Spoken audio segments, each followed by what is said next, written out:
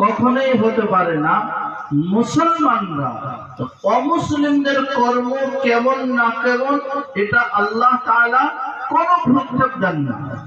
ওরা তো স্কুলে ভর্তি হয় না, ওদেরকে আল্লাহ রাব্বুল ইজ্জত পশুদের মতন বলেছেন, বরং পশুর থেকেও নিকৃষ্ট যে নিজের প্রভুকে চিনল না, যে নিজের প্রভুকে চিনেছে এবং মানব বলেছে, সে স্কুলে ভর্তি হয়ে গিয়েছে, তারপরও সে আল্লাহ তাআলাকে মানছে না।